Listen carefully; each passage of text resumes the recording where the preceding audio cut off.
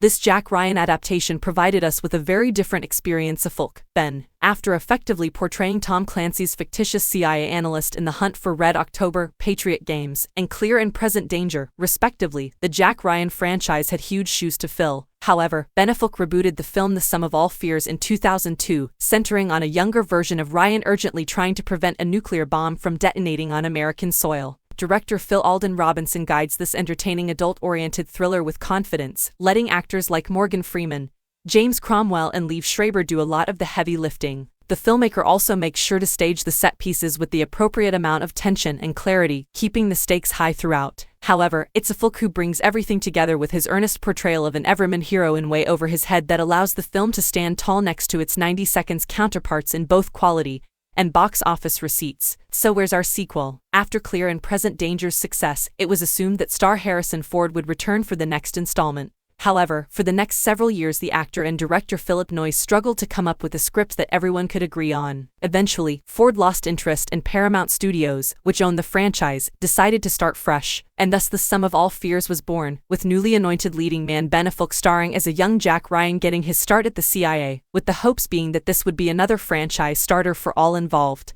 The plot for this revamped entry has Jack Ryan chasing down a group of neo-Nazis planning to ignite a war between the US and Russia in an effort to destroy both superpowers and rise up in their ashes. Truthfully, this story itself is perhaps the film's weakest element in that it feels like boilerplate material for this particular genre. But director Robinson uses everything at his disposal to make sure the audience can just enjoy the ride. The first scene introduces us to U.S. President Fowler, played with proper authority by Cromwell, and his team of advisors that include Freeman as well as renowned character actors like Bruce McGill and Philip Baker Hall as they are in the middle of a crisis dealing with a potential nuclear threat. In a charming reveal, the audience learns it's all just a drill when the president is called off to a black tie event. No matter though, as Robinson and crew have quickly and properly established just how well this team works together, proper use of exposition and character introduction in one quick scene. Liev Schreiber plays Spy John Clark, a role he took over from Willem Dafoe, who played him in Clear and Present Danger. Clark is the guy you call when you need someone to get their hands dirty, and Schreiber is fantastic in the role.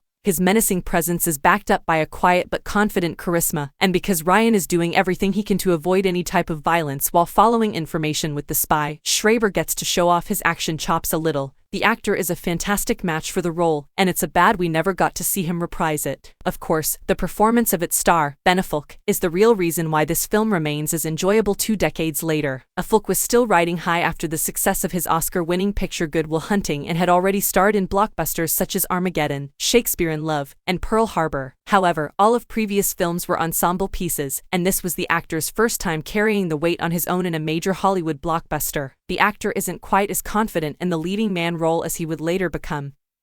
But this works to the film's advantage. His Ryan is supposed to be in over his head as soon as things start crumbling, and the actor believably plays frantic and wide-eyed, while still exuding enough mental prowess to keep up with the bad guys. By the time the movie is over, Affleck firmly establishes himself as both the perfect desk jockey and everyman hero that the character requires.